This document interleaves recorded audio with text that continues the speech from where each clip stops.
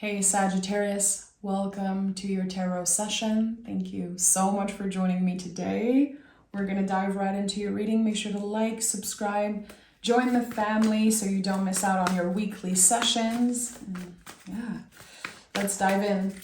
As always, I'm going to start by picking the general energy of the present moment. This is the only way you can set yourself up for the best aligned future, by looking at what is here right now first. Sagittarius.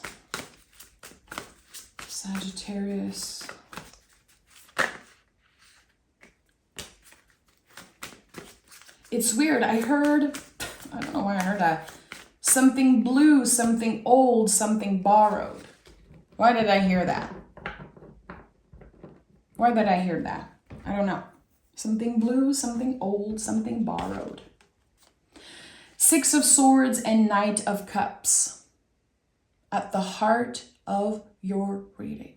So you're really changing.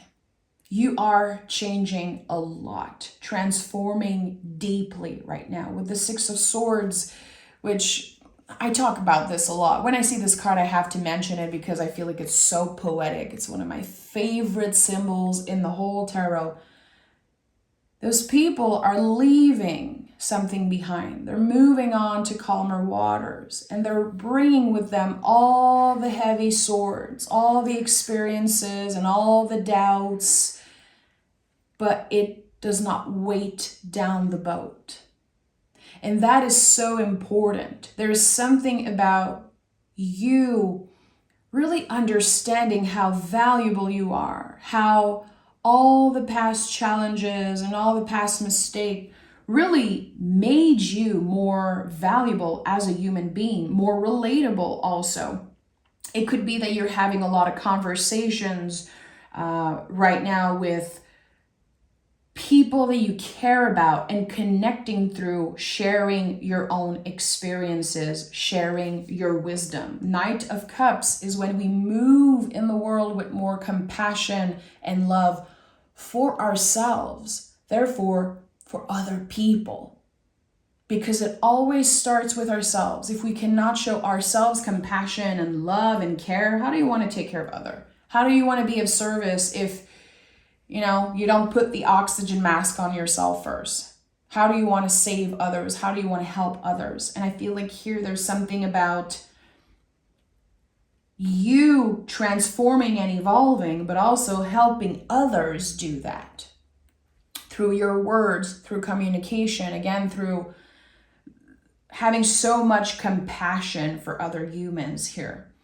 So let's see what this is about, because I feel like this is just one layer of what you're experiencing right now, but you're definitely moving on to calmer waters. Peace after chaos. And really helping others from a place of love, not because you want credit. And I heard that recently. I don't remember who that was. It was in a podcast or something. And the person said, the day I stopped needing credit for the work and the help and the service I did, that's the moment I felt free. That's the moment where success really knocked at my door. When you stop needing the credit for everything and you're doing and moving with compassion and out of love, I feel like this really helps shift your luck in general, because you're giving from your heart, not from the ego. We have the Two of Pentacles here. It makes sense. This infinity loop on the Two of Pentacles is massive. It's so important. How as a Sagittarius, you probably believe in karma. You probably believe in, of course, treating people fairly with love and respect because you want that. And there's something here about kind of a boomerang energy, act of service, recently, how have you been helping other people, again, from a place of love and compassion? Not because you want something in return, but there's some type of a payoff from the universe around that.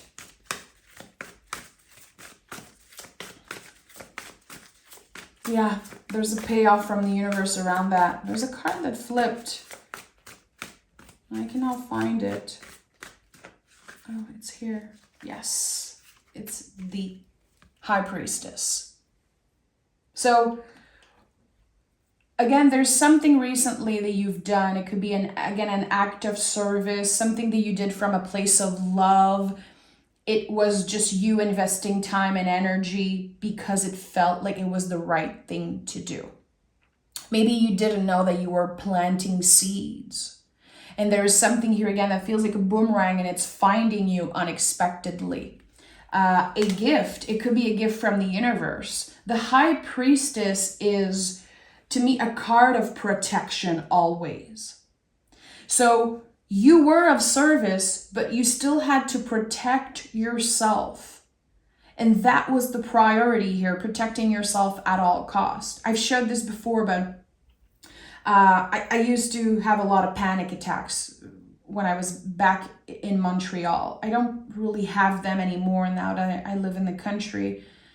But the only way I could come back to the present moment and calm down was to picture myself as the High Priestess and imagine the pillars next to me. So I wasn't building walls around me. And that's the thing here. I feel like maybe in the past you had built walls, but now they're slowly starting to come down. You're considering different options. You're considering maybe opening up to certain people and kind of dipping your toe into vulnerable spaces. But it's at your own rhythm, at your own pace. You are still protected. Protected by your guides, protected by your angels, but also you. There's a promise that you made to yourself, Sagittarius, in the past. It's like, I will never get myself into this situation again. I will never let someone treat me that way again or hurt me that way again. So it's your guides and source and what you believe in, but it's also you. And look at that, my friend. Look at that. 2, 2, 2. 222, this angel number to me is a clear first sprout of the seed. We can see something. Again, this boomerang effect. Now I can see that something is finding me. Something exists. It has the potential to flourish. It's not just something I'm calling in. It's not just me making a wish and saying, okay, I want more of this. I want more abundance. I want to be protected. There's something that you called in the universe, and now you're having the confirmation that it exists. And it could also come through as repetitive numbers, weird synchronicities that are happening for you. Your guides are saying you're protected. You don't have to be afraid anymore. You don't have to build walls around yourself because you have yourself till the end no matter what. You will never let certain things happen again the way they did in the past. So there's something that just, again, you're moving on to calmer waters, and it feels like after a period of chaos, an inner storm, an inner chaotic energy, you're really moving upwards now. With the Two of Wands, you can see the possibilities of something. What if I take a leap of faith? What if I trust? What if I try different things? What if I open myself in different ways? Clear expansion and growth here with the Three of Pentacles. And again, I feel like something finds you. We have the Two of Pentacles, the Three of Pentacles. There's this growth here. Again, you planted seeds, and now you're about to enjoy the fruits. You're about to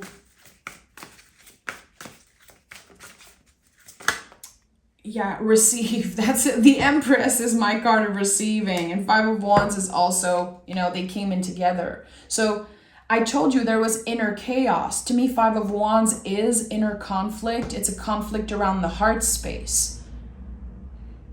What I'm getting is that your inner child wants something, but the present you wants something different. And there's a conflict happening here. I don't know what's best, and I need time to think about it. I don't want to be rushed into reconciliation. I don't want to be rushed into new beginnings and stuff like that. I need to take my time. So the Empress is at the heart of your reading. I love the Empress. I feel like everyone loves the Empress.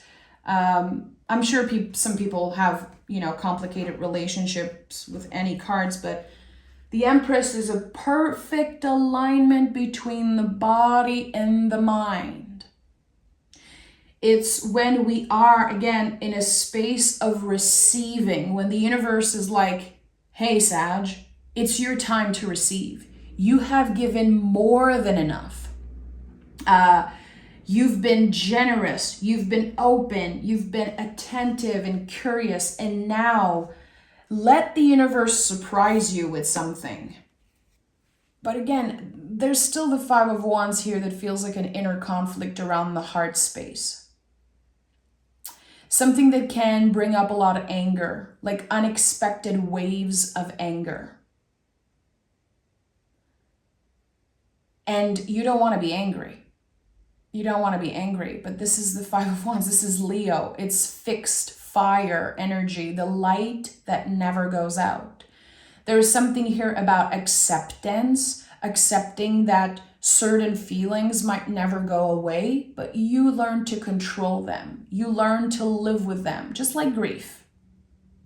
Just like grief. We accept that grief is part of us, that we become stronger and we can handle it differently. But here there are very complex feelings about very complex people in your life, very multi-layered situations and relationship that I don't think you fully understand right now. I think there is still more to discover, still more to investigate and uncover and just understand about someone or something. Give it time. I feel like the Five of Wands could be people around you pressuring you. Like, okay, are you going to reconcile with this person? Are you going to talk to them? Are you going to make the first move? Are you going to apologize?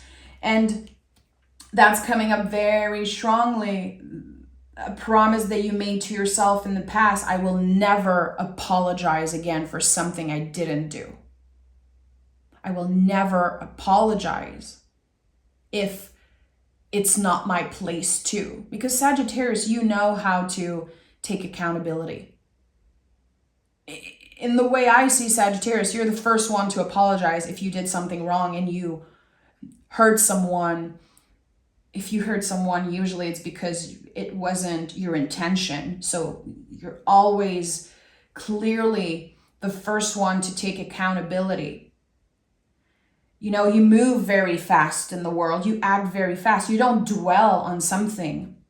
So here, it could be frustrating to sense that there is still a little bit of anger living within you. There is still a little bit of fear, and that's okay. That's your inner child, baby. That is your inner teenager. It might be pissed at times. But again, you're there. Yeah, Justice card and Strength card. Strength card is the primal instinct. Turning something so raw, so vulnerable into something beautiful. Like just the fact that we're seeing a person holding a lion in that way with flowers in their hair. I'm sorry, it wouldn't be that cute in real life if we were trying to tame a lion, a beast. So that is really acceptance. Again, Leo, fixed fire, the light, the fire within us that never goes out. We learn to control it. We learn to move through those waves of anger and sometimes jealousy. Again, all those primal feelings that are super uncomfortable. I feel like this card is so misunderstood. People pick it and they're like, wow, I'm so strong. No, baby, it's yes, it's about strength, but it's so much deeper than that. There's an infinity loop on top of this person's head. It's a never ending process. It's a constant work in progress to deal with those primal instincts. And again, your hard work is paying off. You've been dedicated daily to a spiritual practice, clearly, to tending to your feelings, your mental health, your body also. But I feel like the big theme here is, again, your spiritual practice and your mental health. Having all of it in check constantly. You know it's a work in progress. You understand it. And the Justice card is here. And again, I felt this boomerang energy, like a good karma type of energy. And you know, sometimes when I talk about those things, I feel like people are expecting a clear gift. I feel like people sometimes might be expecting, you know, okay, am I going to win the lottery? Am I going to get a bunch of cash? Am I going to find a new love? Am I going to have this gift? And if the first thing you think about is the outcome, is what you can, quote unquote, get back, that's the ego. And we're talking about Venus energy with the Justice card. We're talking about real love, Love with capital letters, my friend. So when I say there's a boomerang, there's good karma, there's something coming your way, again, I really feel like there's some type of a gift. Gift is the best word that I can use, but it's about perception. It's coming through your relationships. It's coming through better mood on a daily basis. Accepting who you see in the mirror, accepting how your body is changing, how we're all getting older, how life is so unpredictable. And I think we've seen that recently in the news. And I'm definitely not gonna start talking about that, but like how unpredictable everything is. And at the same time, kind of predictable. Like it's very confusing. And I feel like Justice card speaks a lot about that. Again, here it says everyone wins. The Justice card is not just about you getting a gift, getting whatever material thing that you want. It's bigger, it's deeper than that. Again, it's about love with capital letters. And there's something here that's just, it's a constant flow of receiving and giving. And it gets bigger and bigger and bigger. It expands the more you invested it. What have you been investing in? Again, is it your spiritual practice that's expanding? Is it your mental health, your relationship? What is the focus right now for you? Because that area is expanding like crazy. Yeah, we have the Sun, the Fool, and the Knight of Swords. You were always meant to get to that space where you're headed, the space of the Empress. An era, an energy. I feel like there's something about a timeline that just wants to come through here. Like 2024 is feeling like the last stretch of something. 2024 is the liminal space. It's the time between an ending and a new beginning. So there could be something very important for you in 2025 that you don't know exist yet. Again, I believe you are in the liminal space. I believe that at this time in the present moment, there's so much questions and so much uncertainty.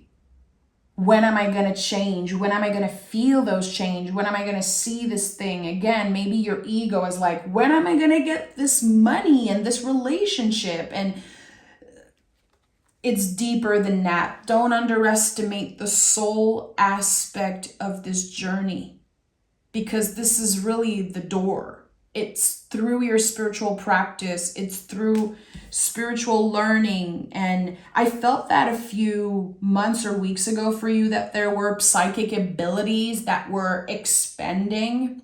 And I still feel that with the High Priestess. I feel like this is such an important card for you. And look at all the majors: Sun, High Priestess, Empress, Strength, Justice, Fool. Listen, this is no joke. This is no joke. You're about to redefine what abundance is. You're about to understand why you've been challenged so much, and yet it might be taking a lot of time. We're all impatient. We're all excited to finally move out of those chaotic times. Again, you are moving on to calmer waters, but there is the liminal space you need to move through. And I associate the Fool with the liminal space. Again, the moment between an ending and a new beginning. And maybe you've been in the liminal space for years. And your dedication is really coming up through believing. Again, the constant give and take, the constant infinity loop that connects you with humans and your guides. You're never giving up. You're never giving up. And that is the key to your future luck and success. It's that you never gave up.